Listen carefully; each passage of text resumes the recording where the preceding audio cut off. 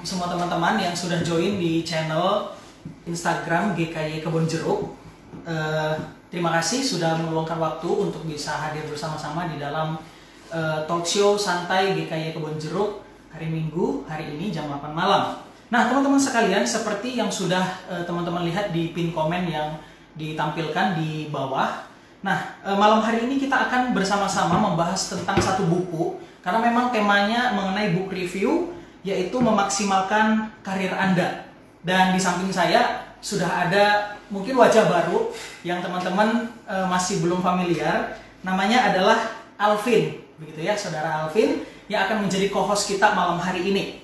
Nah, teman-teman sekalian, jika ada pertanyaan bisa langsung menggunakan fitur pertanyaan yang ada di bawah, atau teman-teman bisa langsung menggunakan fitur chat yang ada di laman Instagram kita. Nah, teman-teman sekalian, kita akan langsung mulai sesi malam hari ini. Sebelumnya, mari kita bersama-sama bersatu di dalam doa. Mari kita berdoa. Tuhan, kami bersyukur malam hari ini Tuhan berikan kesempatan bagi kami untuk boleh bersama-sama memulai satu topik pembahasan mengenai karir dan memaksimalkan karir kami ya Tuhan. Kami berdoa biarlah Tuhan yang juga boleh menolong pembahasan malam hari ini, diskusi kami, bahkan kami berdua yang akan menyampaikan materi. Biarlah Tuhan yang juga boleh memberikan hikmat kepada kami, dan kami juga berdoa untuk koneksi internet yang kami pakai. Biarlah selama jalannya sesi ini tidak ada sesuatu masalah yang terjadi. Kami berdoa di dalam nama Tuhan Yesus Kristus. Amin.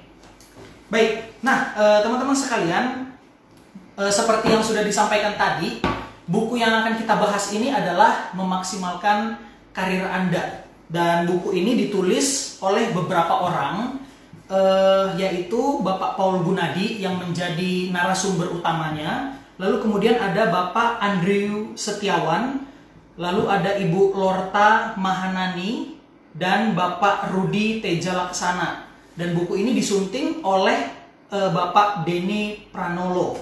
Penerbitnya adalah Visi Anugerah Indonesia. Tahun terbit 2014, dan konten bukunya terbagi di dalam 5 bab.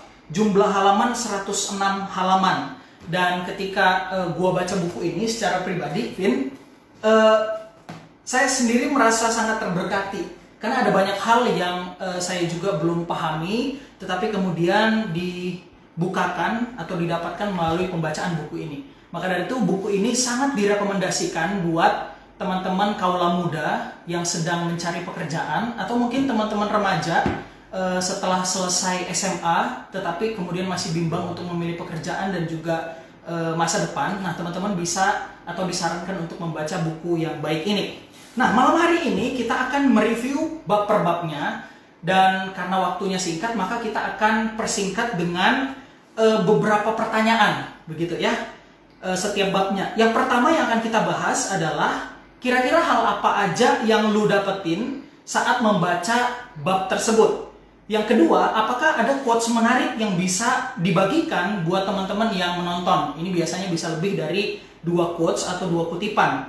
Yang ketiga, apakah kamu ada pertanyaan mengenai topik tersebut? Kurang lebih 3 itu. Dan nanti setelah sesi ketiga, bab 3 selesai, teman-teman bisa bertanya atau kita buka sesi pertanyaan. Oke, demikian dulu untuk sementara, dan kita akan langsung masuk ke bab yang pertama, begitu. Nah, teman-teman sekalian, buku ini ada kata pengantarnya yang baik, begitu ya. Penulis ini sedari awal sudah membedakan antara karir dan pekerjaan. Jadi itu 2 hal yang berbeda menurut si penulis buku ini. Dan di bab pertama kita akan membahas, atau buku ini membahas mengenai hidup tanpa penyesalan di dalam konteks pekerjaan. Ditulis oleh Bapak Paul Gunadi dan Bapak Andrew Setiawan. Di awal dari pembahasan bab 1, di sana dikatakan bahwa karir itu diibaratkan seperti membangun rumah. Artinya sangat penting sekali fondasinya, begitu ya. Kita tahu bersama rumah itu yang sangat faktor penentunya adalah fondasi, begitu. Dan kemudian di dalam pembahasan bab pertama itu ada 5 penyebab seseorang itu bisa salah memilih karir ternyata, Bung Alvin. Saya bilangnya Bung atau Saudara Alvin, begitu ya. Yang pertama, kenapa orang bisa salah memilih karir? Karena ia ingin cepat kaya. Siapa yang nggak mau cepat kaya? Coba Vin ya. Iya. Kamu juga kan? Pasti dong. Pasti ya. Nah, zaman sekarang memang sulit, apalagi ya teman-teman sekalian, situasi pandemi, situasi yang sangat sulit bagi pekerjaan sekarang begitu. Nah, di dalam buku itu dituliskan dalam situasi yang sulit ada banyak orang termotivasi untuk mendapatkan uang sesingkat mungkin. Namun yang menjadi kesalahannya tanpa disadari kekayaan itu ternyata menjadi orientasi. Memilih atau seseorang memilih karirnya. Dan kemudian buku itu mengatakan seharusnya ketika seseorang ingin memilih karir ada 3 hal yang disingkat dengan 3K yang sebenarnya harus menjadi landasan tuh. K yang pertama, kesukaan. Jadi orang tersebut harus suka terhadap yang akan dia pilih karirnya, yang dia akan lakukan gitu ya. Yang kedua, harusnya ketika seorang memilih karir harus disesuaikan dengan kemampuannya. Apakah dia bisa atau enggak untuk bergelut di dalam karir tersebut begitu ya. Lalu kemudian yang ketiga adalah tentang kesempatan. Nah, 3K ini yang kemudian terus didengungkan di dalam sepanjang pembahasan begitu. Nah, penetapan orientasi ini juga berpengaruh pada pemilihan jurusan ketika berkuliah begitu. Berkuliah yang sering jadi masalahnya, ada banyak anak muda yang memilih kuliah bukan karena 3K tadi, tetapi karena ya mungkin salah satu faktornya paksaan orang tua. Karena ternyata orang tua tidak memahami orientasi atau mungkin salah orientasi, maka kemudian mengarahkan anaknya untuk masuk ke jurusan yang tidak sesuai dengan 3K tadi. Nah, dasar teologis dari pembahasan bab pertama ini yaitu mengenai kecintaan akan uang adalah akar dari segala kejahatan. Poin yang pertama. Poin yang kedua yang dibahas yaitu kenapa seseorang salah untuk memilih karir. Yang kedua, karena terlalu bersemangat untuk memperbaiki kehidupan karena cepat ingin berkembang. Nah, maksudnya ingin cepat berkembang itu pengembangan diri bukan soal materi, tetapi aktualisasi diri. Katakanlah, kemudian buku itu tersebut menunjukkan satu contoh begitu ya. Di sebuah tempat kerja, ada seseorang yang kemudian tidak disukai oleh bos dan rekan kerja. Dan akhirnya merasa nggak betah. Lalu kemudian dia merasa kepengen memilih karir yang baru atau pekerjaan yang baru. Nah, suatu keinginan yang didasari pada ketidaksukaan itu begitu melahirkan atau memiliki potensi tinggi salah memilih karir. Nah, itu yang kedua. Yang ketiga yang menjadi permasalahan, kenapa seseorang salah memilih karir? Karena terlalu cepat ingin memberikan sumbangsih. Sumbangsih di sini berkaitan dengan orang yang sangat idealis. Bahkan buku tersebut mengatakan, ya ada sedikit sombongnya lah begitu ya. Dan sangat angkuh serta ambisius. Orang tipe ini lupa bahwa untuk bisa memberikan sumbangsih itu butuh proses di dalam perjalanan kehidupan seseorang. Yang keempat, kenapa seseorang salah memilih karir? Karena kita salah pilih karir ingin lari dari kegagalan. Wah, ini menarik sekali ya. Ingin lari dari kegagalan karena orang tersebut berhubungan dengan kegagalan di masa lalu. Pada intinya, untuk memilih karir itu dituliskan, kita mesti mengevaluasi diri kita. Kegagalan-kegagalan di mana saja, kehancuran di mana saja yang kemudian terjadi, dan kita harusnya membenahi, begitu ya. Bukan malah lari dari pekerjaan gara-gara masa lalu itu. Dan kemudian yang kelima, terlalu menggebu-gebu untuk melayani Tuhan. Nah, ini juga ada poin menarik tentang melayani. Misalkan si suami itu punya panggilan untuk melayani di kota A, sedangkan si istrinya itu tidak memiliki panggilan itu, lalu kemudian akhirnya terjadi konflik begitu. Dan dasar teologis dari sini adalah bahwa perkataan Paulus begitu ya, untuk apa melayani Tuhan tetapi kemudian keluarga sendiri diabaikan. Nah, kesimpulan akhirnya pada intinya jangan terlalu cepat berkata bahwa pekerjaan orang lain lebih enak daripada pekerjaan yang kita jalani saat ini. Di bab pertama kita disadarkan bahwa bisa jadi tidak demikian adanya. Pada intinya ingat prinsip 3K tadi di dalam memilih karir. Yang pertama kesukaan, lalu kemudian lihat kemampuan kita, dan kemudian yang terakhir mengenai kesempatan. Dan utamakan hati yang takut akan Tuhan dan mengasihi sesama di dalam Amsal pasal yang ke-15. Nah, ini yang bisa dijelaskan nih Vin dari bab yang pertama. Menarik sekali ya. Maaf kalau mungkin terlalu cepat speednya karena ingat waktu, durasi ya kan ya. Begitu. Nah, untuk quotes-nya mungkin saya bisa bagikan satu, karir itu diibaratkan membangun rumah, maka harus penting fondasinya. Dan fondasi itu berhubungan dengan tujuan kita di dalam mencari pekerjaan tadi, dan jangan lupakan Tuhan di dalam melibatkan perencanaan atau karir kita, begitu ya. Jangan memilih karir karena satu paksaan, ingin cepat kaya dan lain sebagainya seperti yang diungkapkan tadi. Oke, mungkin itu aja yang bisa dibagikan untuk bab yang pertama, gitu.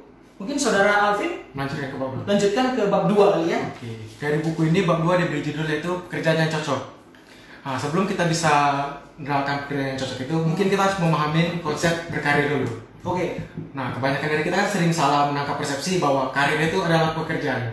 Seperti yang sudah disinggung tadi contohnya, bahwa itu dua hal yang berbeda. Iya. Karir itu adalah proses untuk mendapatkan pekerjaan tersebut. Cuman kebanyakan orang kan karir itu adalah pekerjaan, kayak jabatan yang diraih sekarang. Padahal bukan. Pekerjaan itu kayak hasil yang didapat dari proses karir tersebut. Nah, dalam proses berkarir ini nah ini mungkin fakta yang mencengangkan bagi kita bahwa proses berkarir itu bukan setelah lulus sekolah atau kuliah dalam mendapatkan pekerjaan. Tetapi sejak usia 2 tahun itu adalah proses dalam berkarir kita.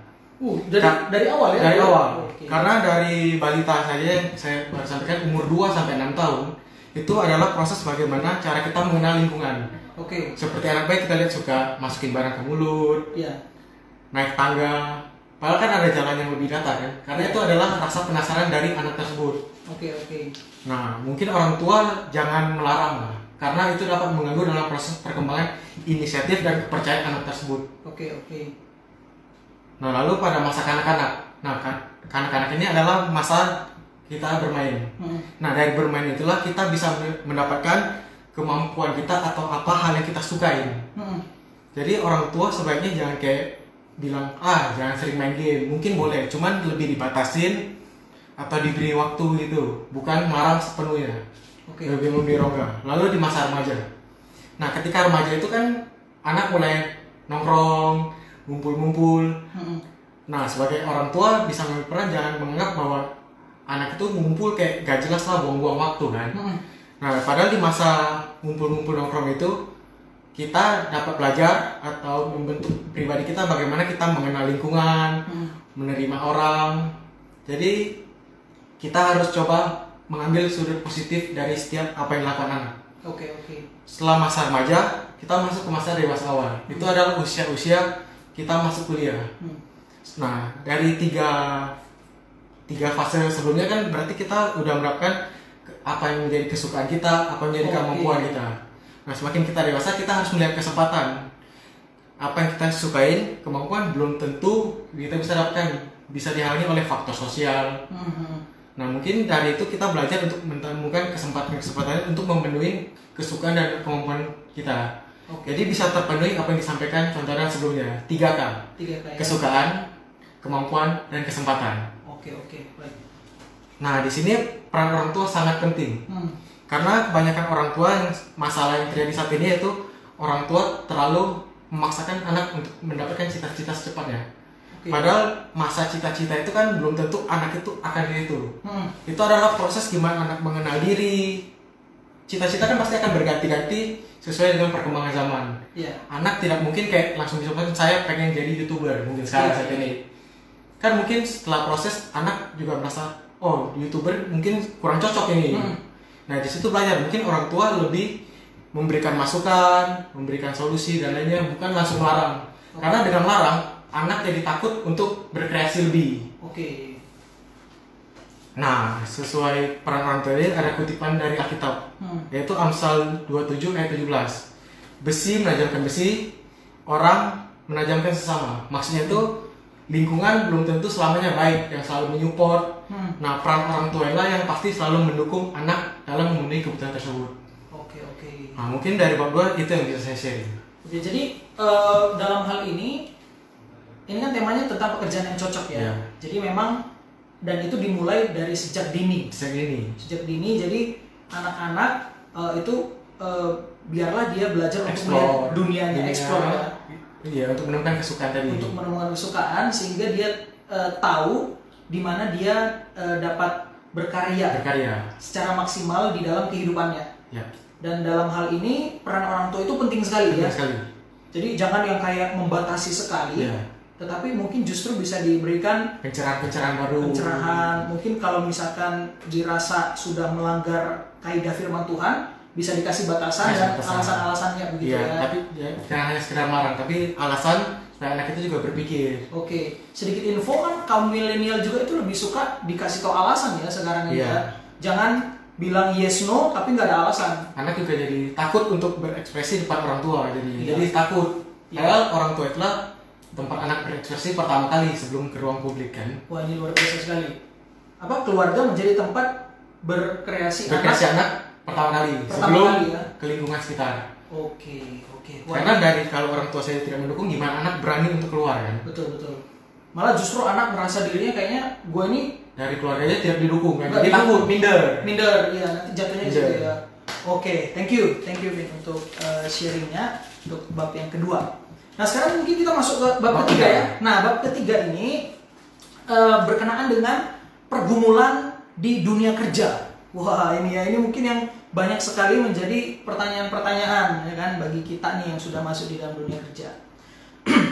Di dalam buku tersebut dia mengatakan bahwa pergumulan di dalam tempat kerja itu bisa berupa dua hal.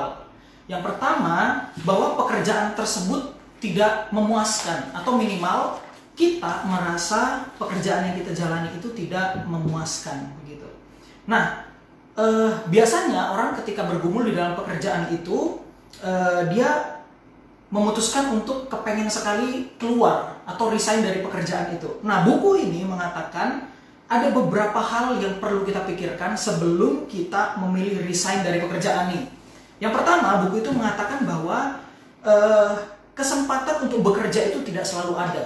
Maka kemudian buku itu mengingatkan kita, jangan selalu berpikir untuk keluar dari tempat pekerjaan itu, tetapi pikirkan bahwa ya memang cari kerja itu susah di zaman sekarang, begitu. Lalu kemudian yang kedua, pekerjaan dan tenaga kerja yang ada itu ternyata tidak seimbang, gitu. Dan kemudian dia mengatakan soal kesenjangan pekerjaan dan tenaga kerja ini atau lapangan pekerjaan dan tenaga kerja tidak seimbang, ternyata bukan hanya terjadi di konteks Indonesia, Vin, kata buku ini, tetapi juga terjadi di dalam konteks Amerika. Nah, jadi luar negeri juga ternyata mengalami itu. Iya, mendunia ternyata ya kan. Nah, lalu kemudian buku tersebut mengatakan daripada berkutat di dalam perasaan tidak puas, maka lebih baik kita melakukan beberapa tips. Yang pertama, meski tidak menyukai pekerjaan tersebut, kita tetap harus melakukan pekerjaan itu dengan sebaik-baiknya. Dan prinsip yang dikatakan adalah Kolose 3 ayat yang ke-22. Kita bekerja gitu ya, tetapi kita arahkan untuk Tuhan, bekerja seperti untuk Tuhan. Dan saat kita bekerja, kita meminta Tuhan untuk mengarahkan mata kita kepada Tuhan, gitu kan. Jadi meskipun kita menemukan kesulitan, kita tetap melihat ada satu pribadi yang ternyata memang tetap mengontrol kehidupan kita dan nggak pernah ninggalin kita, gitu. Yang kedua, tipsnya yang diberikan bahwa ternyata kita terpanggil untuk bekerja meskipun pekerjaan yang ideal menurut pemahaman kita atau yang kita idamkan itu belum terwujud, begitu. Nah, prinsip firman Tuhan yang dikatakan 2 Tesalonika 3 ayat yang ke-6. Di sana dituliskan Paulus juga bekerja secara optimal meskipun kadangkala kehidupan pelayanan yang diimpikan oleh Paulus itu tidak sesuai dengan ekspektasinya, begitu ya. Tetapi dia jalanin saja daripada menggerutu, lebih baik menghabiskan waktu untuk belajar dan memperkaya pengalaman di tempat kerja yang mungkin sulit bagi kita. Lalu kemudian yang ketiga, sebelum memutuskan untuk keluar, tipsnya bahwa Tuhan sangat mungkin untuk membentuk karakter kita melalui pekerjaan yang sulit atau tempat yang sulit tadi. Nah, memang ada kalanya menemukan orang yang fenomena belum 1 tahun kerja tapi sudah pindah, atau selama 1 tahun itu udah pindah kerjaan 3 kali. Wah, ini kan ngeri-ngeri sudah, begitu ya. Tentu ada banyak faktor, dan yang banyak ditemukan dan dibahas di dalam buku ini, salah satu faktor kenapa orang suka pindah pekerjaan itu adalah karena kebosanan, begitu. Atau faktor lainnya konflik dengan rekan, begitu. Nah, kalau misalkan ada terjadi soal konflik, dan apalagi konflik itu diakibatkan karena karakter kita mungkin, maka ya kita harusnya membenahi diri sebelum kita berpindah pekerjaan ke tempat yang lain, gitu. Daripada kita menyalahkan orang lain, pindah ke tempat kerja bermasalah lagi. Ternyata kita pindah ke 100 tempat pun karena kesalahan kita. Karena kesalahan kita ya, untuk apa? Maka dari itu buku ini menyarankan kita untuk evaluasi begitu ya. Soal kebosanan tadi dia katakan jangan mudah mengeluh begitu, tetapi seharusnya kita belajar untuk bersyukur dengan pekerjaan tersebut begitu ya. Nah, lalu kemudian dikatakan juga bahwa pekerjaan itu menjadi satu wadah pembentukan karakter. Tadi sudah dituliskan juga ya di dalam poin sebelumnya. Lalu kemudian yang kedua begitu ya, salah satu hal mengenai mengatasi kejenuhan di dalam pekerjaan. Mungkin beberapa orang mengatakan, aduh rasanya ini bosan nih, kerjaannya rutinitas gitu-gitu terus gitu ya. Nah, ada beberapa tanda kejenuhan, dia bilang kehilangan semangat salah satunya. Lalu kemudian perasaan tidak stabil, sensitif, senggol dikit bacok kalau kata orang ya. Nah, ini kan ngeri nih gitu ya, mudah marah, gampang tersinggung. Lalu kemudian menurunnya daya tahan tubuh. Nah, penyebab munculnya kejenuhan juga dijelaskan ada dua hal. Yang pertama karena bidang pekerjaan tersebut tidak sesuai kompetensi kita. Misalkan kita belajarnya elektronika, tapi kemudian dipaksakan masuk menjadi akuntan. Nah, ini jauh. Yang tadinya praktek lapangan, tapi kemudian masuk kantor. Nah, ini kan nggak sesuai begitu ya. Atau kemudian yang kedua bisa jadi orang jenuh karena gagal melihat makna di balik yang dilakukannya begitu. Nah, ini juga bisa menjadi satu masukan kita. Bagaimana mengatasi kejenuhan? Yang pertama, kita bisa melakukan aktivitas di luar pekerjaan kita yang sesuai dengan hobi kita begitu ya. Misalkan kita melakukan sesuatu yang baru, kayak belajar musik, goes, kayak belajar menyanyi, menjahit, olahraga dan lain sebagainya. Yang kedua, kita dapat mengatasi kejenuhan dengan cara membangun relasi dengan mitra kerja kita gitu ya. Mungkin kita terlalu mengurung diri, membatasi diri sehingga kita kurang begitu ya, jadi jenuh. Yang ketiga, perbaiki kondisi fisik kerja kita dengan hal sederhana. Misalkan menaruh pajangan foto atau tulisan sticky note semangat kerja, wah gitu kan. Apalagi sticky note dari pacar. Sticky note dari pacar. Lebih semangat. Pacarnya yang keempat. Ya kan gitu. Atau yang kemudian yang keempat, untuk mengatasi kejenuhan, berilah sumbangsi nyata kepada bos atau pimpinan kita. Misalkan berinisiatif untuk membantu bos ketika lagi sulit begitu ya. Jangan justru menahan kebaikan kepada sesama, gitu maksud buku ini. Yang kelima, persiapkan diri untuk pekerjaan baru yang diidamkan. Ini soal upgrade diri. Jadi jangan buru-buru untuk keluar pekerjaan, tapi kita upgrade dulu. Kalau misalkan udah pasti nih mau keluar nih, nah kita harus persiapin diri kita. Jangan keluar dengan keadaan yang tidak matang begitu ya. Yang ketujuh, jangan tinggalkan pekerjaan sebelum ada jaminan keberhasilan usaha sendiri. Nah ada quotes menarik nih di dalam bagian ini. Di sana dituliskan, kita sangat menginginkan adanya perubahan dalam pekerjaan kita, tetapi kadangkala Tuhan tetap memberikan kita di tempat yang sama. Nah, maka dari itu kita diminta untuk mengevaluasi, perbanyak evaluasi diri. Ini masih berkaitan juga dengan poin yang sebelumnya begitu ya. Dan soal memilih pekerjaan kita masing-masing, kita harus berdoa meminta arahan dan pimpinan dari Tuhan. Nah, ini penting banget. Banyak orang kan biasanya kalau mau resign kerja itu yang asal. Maksudnya ya gue mau keluar, gue udah nggak kepengen lagi di sini, gue keluar aja. Kadang-kadang ya suka-suka. Apalagi kan menurut beberapa penelitian, kaum milenial itu bukan cari nilainya tapi passion. Dia kerja itu ngejar passion. Jadi ya sudahlah, gue juga masih muda, gue mungkin resign. Masih panjang waktu. Nah, harusnya jangan gitu konsepnya ya kan. Tapi sejak dari awal memilih, menjalaninya juga dengan usaha dan penuh penyerahan sama Tuhan. Iya, hal itu harus dilewati dengan tepat. Oke, nah kita udah selesai bab 3 nih. Mungkin ada pertanyaan dari teman-teman yang mau.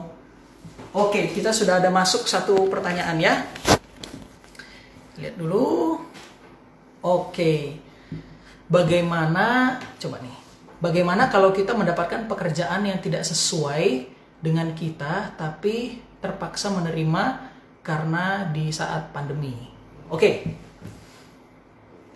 Bagaimana kalau kita mendapatkan pekerjaan tapi tidak sesuai dengan minat kita? Nah, dari Alvin sendiri gimana? Kalau saya merespon dari pertanyaan ini sebenarnya ada di bab berikutnya. Oke. Ya, kalau hanya tidak cocok atau bukan kesukaan kita, sebenarnya tidak bermasalah karena kan hanya untuk menutupi di masa pandemi ini kan. Iya. Nah, mungkin kalau pekerjaan itu kayak yang salah atau melenceng dari keinginan Tuhan, sudah kita tahu lah, bandar narkoba. Iya, itu nggak bisa itu. Nah, itu mungkin janganlah. Kalau hanya sekedar tidak cocok atau tidak suka kan, untuk menutupi di masa pandemi tidak terlalu bermasalah kan. Oke. Karena memang keadaan juga ya. Keadaan. Kita juga udah bawa dalam doa ya, tapi bagaimana keadaan juga Demi sulit ya. untuk memenuhi kebutuhan kan. Ya. Yang mungkin lebih mengalah seperti yang kayak poin itu kan. Belajar menerima keadaan saat ini. Iya. Mungkin ada itu kan Tuhan, ada poin tertentu mungkin di masa ini. Mungkin jangan kayak terlalu idealis juga pengen bagaimana begitu ya. Contoh ingat satu kisah Yusuf tuh.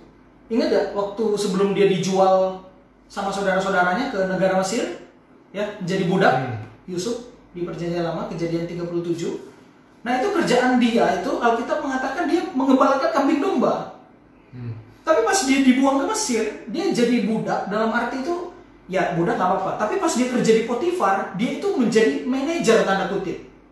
Artinya kerjaannya ini agak jauh dia belum ada dapat pelatihan yang bagaimana juga kali ya, gitu. Karena sebelumnya dia di penjara, tapi kemudian dia bisa menjadi manajer. Nah mungkin ada kalanya pekerjaan-pekerjaan itu tidak sesuai juga dengan kita. Apalagi tadi ada yang bilang soal pandemi kan, ya sudah nggak apa-apa, dijalanin aja dengan penuh penyerahan sama Tuhan. Nanti di dalam waktu yang tepat, sambil kita uji pekerjaan kita, kalau cocok lanjutkan, ya kan. Kalau memang betul di luar dari jangkauan kemampuan kita, nah mungkin kita bisa pikirkan lagi ya untuk kita mencari yang. Atau mungkin itu pandemi itu kan membuat kita paksa untuk bekerja di bidang itu. Mungkin itu yang Tuhan inginkan. Oke, bisa juga. Sambil makanya kita harus minta pimpinan Tuhan kan, kayak tadi kita bilang seperti itu. Oke. Itu aja ya. Nanti kalau belum teman-teman bisa lihat lagi. Oke, yang lain waduh, jarak duduk kita terlalu dekat nih katanya. Oke. Oke ya. Nah, kita langsung lanjut aja ke bab yang keempat. Bab 4 ini diberi judul yaitu sikap orang Kristen terhadap pekerjaan. Nah, seperti yang udah disinggung bab sebelumnya, kebanyakan dari kita tujuan bekerja itu uang, cepat kaya, betul, lebih dipuji, memperbaiki kehidupan, masa lalu yang buruk. Itu saya tidak menyalahkannya. Cuman kita sebagai orang Kristen yang menjadi prioritas adalah pekerjaan itu juga sebagai bentuk pelayanan. Jadi bukan hanya sekedar mencari uang, ya tidak salah juga. Cuma harus memprioritaskan tentang pelayanan itu tersebut. Kita bisa menjadi teladan bagi orang sekitar. Nah, gimana cara untuk kita menjadi teladan itu? Kita harus memahami 3 konsep. Oke, apa itu? Konsep pertama yaitu kepuasan atau kewajiban. Oke. Nah, kebanyakan dari kita bekerja itu hanya sebagai merasa, kewajiban untuk memenuhi kebutuhan, untuk menafkahi keluarga, untuk memenuhi. Nah, itu juga bukan salah, tapi alangkah lebih baiknya bila kita menganggap pekerjaan itu sebagai untuk kepuasan atau kesukaan yang kita lakukan sehari-hari. Oke, semacam hobi sama? Sebagai hobi. Oke. Jadi pertama itu kita jadi merasa itu tidak terbebani, bisa bekerja secara maksimal. Apabila maksimal otomatis kita bisa menjadi teladan. Iya. Jadi contoh, karena kita melakukannya dengan senang. Orang kerja sampai jam 5 karena kita suka, mungkin jam 8. Iya. Di depan orang saya, wih, keren banget, rajin. Iya. Nah itu kan juga sebagai bentuk teladan yang dikagumin orang kan. Nah lalu poin yang kedua itu antara ideal dan realistis. Oke. Kita mungkin punya keidealan sendiri. Kita kayak pengen seperti yang udah disinggung bab sebelumnya. Kalau kita kayak mau kerja sesuai passion kita. Oke. Padahal tidak selamanya apa yang kita inginkan bisa terwujud. Kita juga harus menerima kenyataan yang terjadi di lapangan. Mungkin kayak kita pengen yang santai, bisa keluar-keluar. Tapi kan pekerjaan yang kita lakuin sekarang ada kewajiban yang harus kita penuhi sendiri kan. Tidak bisa suka-suka sesuai idealis kita. Kalau nggak seperti yang udah contoh bahas tadi, kita akan pindah-pindah terus kerja, nggak akan tetap. Karena kita harus menurunkan idealis kita kepada realitas yang terjadi saat ini. Oke. Berarti termasuk sama kayak contoh pertanyaan tadi? Ya, udah masuk kan? Iya. Oke. Nah, yang ketiga ini benar atau salah? Mungkin dari segi ideal dan realistis udah terpenuhi. Dari segi kepuasan kita udah menjalani. Tapi kita harus memahami apakah pekerjaan itu benar atau salah sesuai pertanyaan tadi. Kalau pekerjaan itu benar narkoba, kita udah mendapatkan ideal, kita cocok, nyaman, uang terpenuhi, semua terpenuhi. Tapi apakah itu benar di mana Tuhan jual narkoba? Itu poin yang harus kita mengerti sih. Oke. Berarti tolak ukur kebenarannya itu dari firman Tuhan ya pastinya. Firman Tuhan. Oke. Seperti yang dikutip ini ada satu kutipan dari Matius 5 ayat 16. Demikianlah hendaknya terangmu bercahaya di depan orang, supaya karena melihat perbuatanmu yang baik dan memuliakan Bapamu di surga. Bagaimana kita menjadi garam dan terang apabila dengan kita seperti itu? Oke. Pekerjaan kita nggak sesuai dengan prinsip firman Tuhan. Ya sama aja bohong. Ya, sama aja. Secara dunia terpenuhi, secara iman tidak terpenuhi. Kita tidak bisa menjadi teladan. Balik ke konsep awal bahwa tujuan kita bekerja bukan hanya sekedar memenuhi kebutuhan, tapi sebagai pelayanan, sebagai teladan itu, untuk mencerminkan firman itu sendiri. Oke, justru pekerjaan kita itu sebagai satu wadah di mana media, di mana identitas kita itu bisa juga tertuang di dalamnya. Kalau misalkan kita bekerja tapi kemudian identitas kita tidak tertuang di dalam pekerjaan itu, ya salah. Apa bedanya orang Kristen dengan orang saat ini yang lain kan? Yang di luar Kekristenan. Oke, ya. Baik.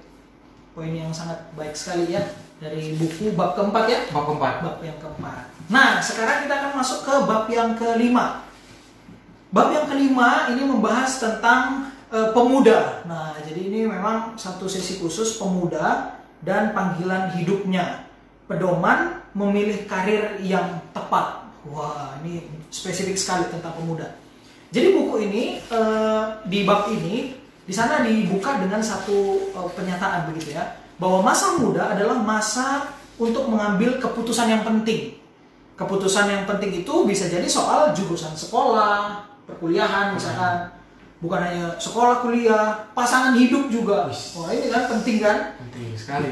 Bukan hanya pasangan hidup, tapi juga keputusan memilih karir yang tepat. Nah, lalu kemudian dibuka dengan sebuah pertanyaan.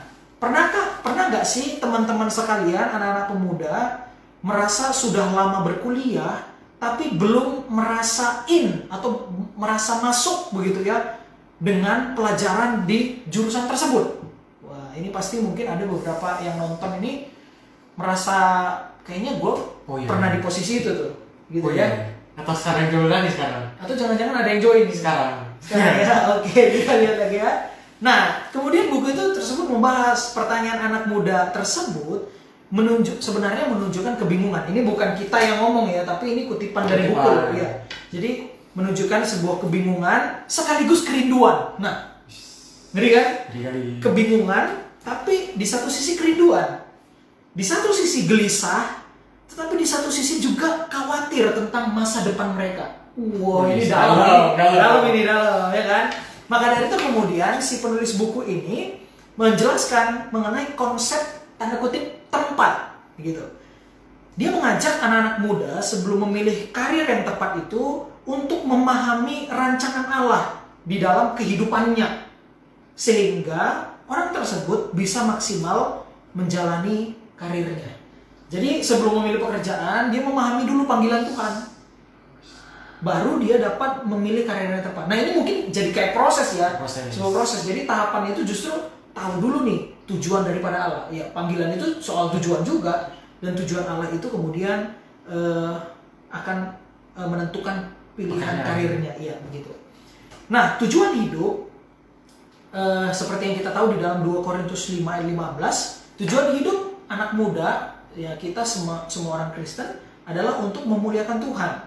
Orientasinya adalah untuk Yesus, begitu ya, diarahkan kepada Yesus yang telah menebus kita.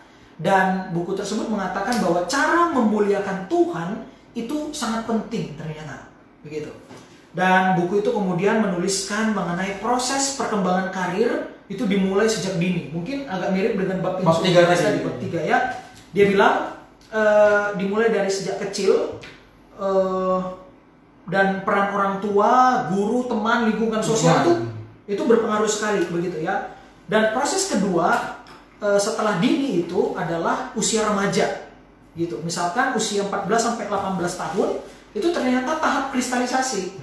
Mungkin agak mirip ya dengan itu. Jadi anak remaja itu biasa bertanya, saya ini mau jadi apa di usia 14 sampai 18 tadi, begitu. Lalu kemudian buku ini mendorong agar para remaja untuk dapat memikirkan masa depan sejak awal. Kadang-kala kayak contoh dulu masih SMA, SMA nih, udah kelas 3 nih, mau tanya sama teman-teman, kamu ke depannya mau bagaimana? Nah, masih banyak jawaban yang mengatakan nggak tahu. Bingung. Nah, bingung ini kan berarti ini berdasarkan ya mungkin dari sejak masa dini lingkungan sosialnya itu tidak mengarahkan atau memberi batasan yang itu ya terlalu, jadi hanya bermain saja. Iya, terlalu bebas atau mungkin tidak diberikan kesempatan sama sekali. Nah, jadinya dia tidak terbuka mindsetnya. Atau mungkin lingkungan yang saya bahas tadi tidak mendukung. Atau tidak mendukung. Nah, itu bisa jadi ya.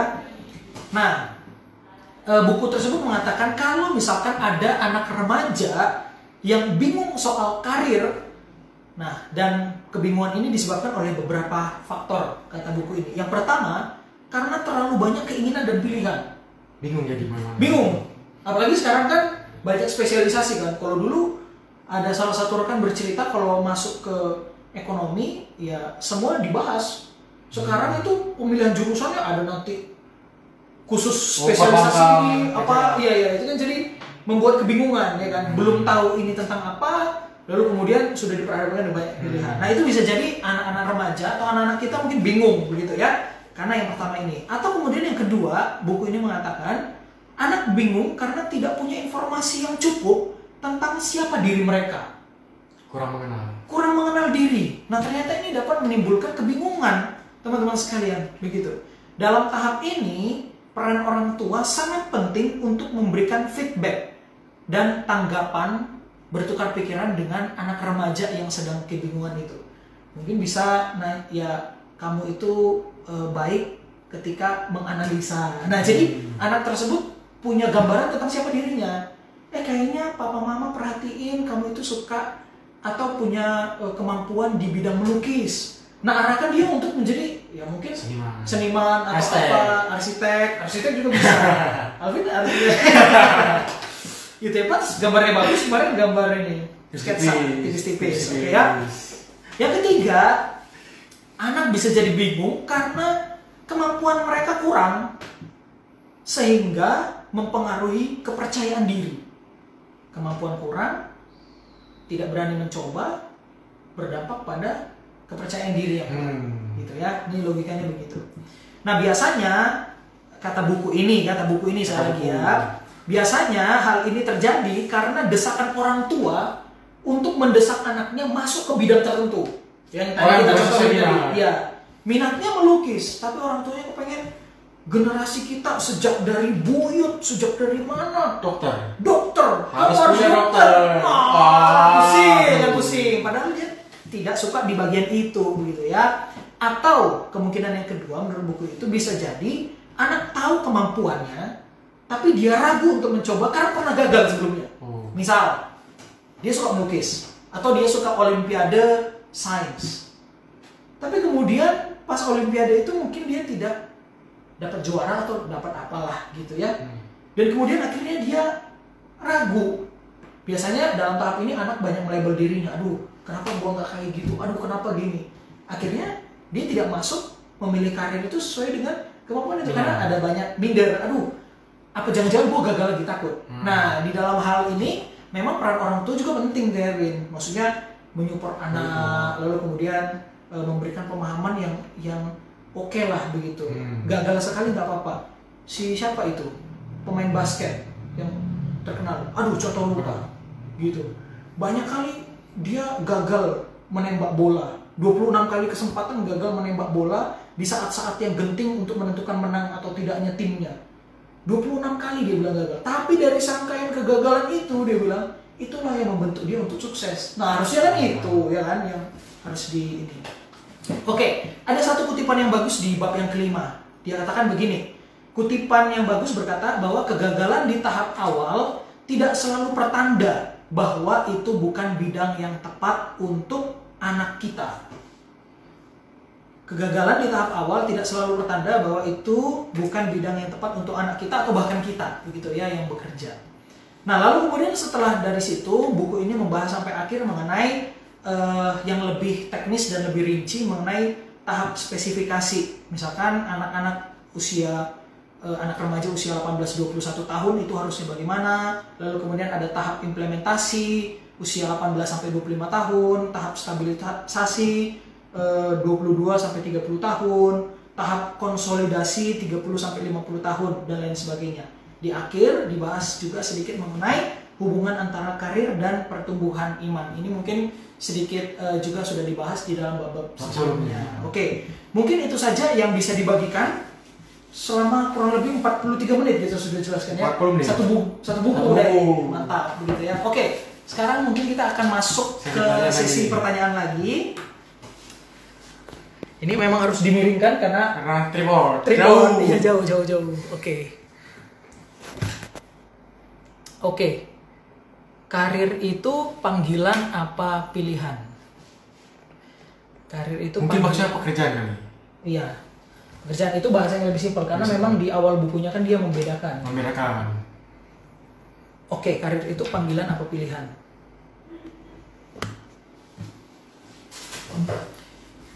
Siapa? Contoh dulu? Boleh.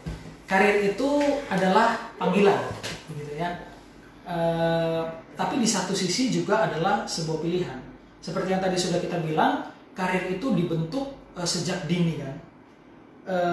Tuhan sudah menitipkan suatu talenta tentunya, ya kan? Punya tujuan kan. Kita lahir ke dalam dunia sudah ada nih kemampuan kita. Artinya juga Tuhan kepengen kita berkarya. Seperti yang tadi kan sudah kita jelaskan juga, pemilihan karir dari dini, lalu kemudian kita mencoba banyak hal, lalu kemudian Tuhan kepengen kita maksimal di tempat yang kita tuju, gitu. Maka dari itu, apakah karir itu merupakan sebuah panggilan? Yes. Di bab pertama sudah dijelaskan mengenai karir itu, pekerjaan merupakan sebuah panggilan dari Tuhan. Jadi bukan hanya sekedar kita melakukan aktivitas mendapatkan uang atau meraup untung, tapi pekerjaan kita itu adalah panggilan juga. Karena di dalam Kejadian juga dikatakan bahwa pekerjaan itu panggilan, begitu. Kita harus bekerja meskipun memang situasinya kadang sulit, gitu kan. Nah, dan itu di satu sisi juga pilihan. Tapi pilihan itu didasarkan pada 3K tadi. Ya. 3K yang contoh bahas tadi mengenai apakah pekerjaan itu minat kita, kesukaan. Lalu kemudian yang kedua kemampuan kita, kesanggupan kita. Yang ketiga soal kesempatan. Nah, 3 hal ini memang harus kita ingat, begitu. Oke. Apakah ada pertanyaan lain lagi? Aku kok selalu baca itu ya, jarak duduk kita yang terlalu dekat ya. Oke. Baik, jika tidak ada lagi, mungkin kita akan segera tutup kali ya. Kita akan segera tutup sesi malam hari ini. Kita akan hitung 5, 4, 3, 2, 1. Close the door. Oke, ini kayak itu ya. Channel sebelah ya. Channel sebelah. Oke. Nah, mungkin Alvin bisa kasih closing statement kan sebelum kita akan tutup. Waduh, berat. Udah lah, berat lah. Closing statement. Ya mungkin pekerjaan itu jangan apa ya? Kayak kita itu coba mengenalin diri dulu lah sebelum cepat mengambil keputusan. Oke. Karena keputusan yang kita ambil belum tentu juga apa yang diinginkan Tuhan. Jadi apa yang keputusan yang kita ambil kita coba perserahin ke Tuhan lagi, baru kita lakuin gitu. Oke. Poin tentang berserah ke Tuhan ya. Berserah. Berdoa, minta pimpinan Tuhan ya. Oke. Nah, kalau dari contoh closing statementnya mengenai soal pekerjaan ini bukan hal yang mudah. Banyak menguras tenaga kita, bukan hanya keringat ya, tenaga kita, bahkan emosi kita tuh dicurahkan di dalam pekerjaan itu. Meskipun mungkin tempat pekerjaan yang kita jalani itu ada banyak problem, tapi melalui buku ini contoh ingin bagikan satu poin yang baik sekali. Jangan mudah menyerah, tetapi perbanyaklah berserah. Itu dia. Jangan mudah menyerah, tetapi perbanyaklah berserah kepada Tuhan. Oke, nah itu aja yang mungkin bisa dibagikan malam hari ini.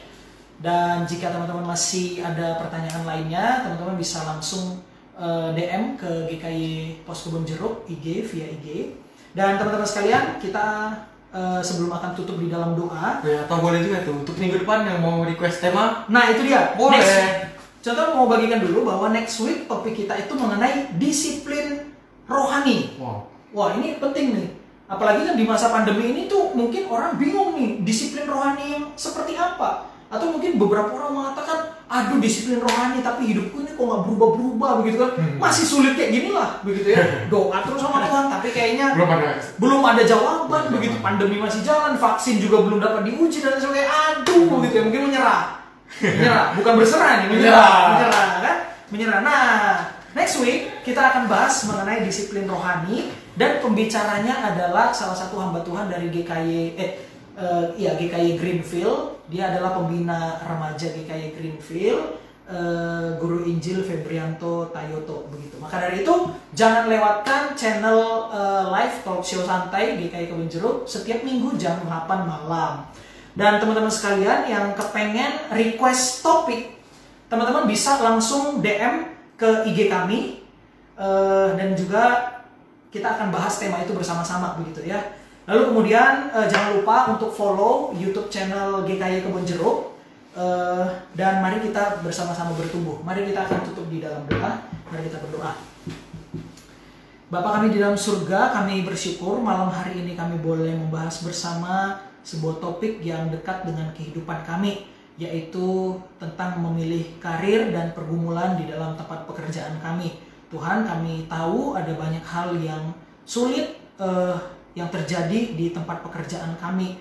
Mungkin kesulitan itu bisa datang dari rekan kerja atau mungkin kesulitan-kesulitan lainnya. Kami berdoa biarlah apa yang sudah dibagikan dan kami diskusikan bersama malam hari ini juga boleh menjadi satu bagian yang memperkaya pengetahuan kami dan juga boleh menguatkan iman kami untuk terus berserah dan berharap kepada Engkau saja. Kami berdoa bagi setiap teman-teman yang mengikuti diskusi malam hari ini, Tuhan yang mengetahui pergumulan mereka masing-masing secara khusus, pekerjaan yang mereka geluti. Mungkin ada yang kesulitan di dalam tempat pekerjaan atau bahkan tidak mendapatkan pekerjaan di dalam masa pandemi ini. Biarlah Tuhan yang boleh memberkati, menyertai kehidupan setiap teman-teman yang ada. Kami serahkan waktu malam hari ini, istirahat malam hari ini ke dalam tangan pimpinan-Mu. Demi Yesus Kristus kami berdoa dan bersyukur. Amin. Amin. Oke, bye-bye teman-teman. Sampai jumpa di acara minggu depan. Minggu depan. Oke.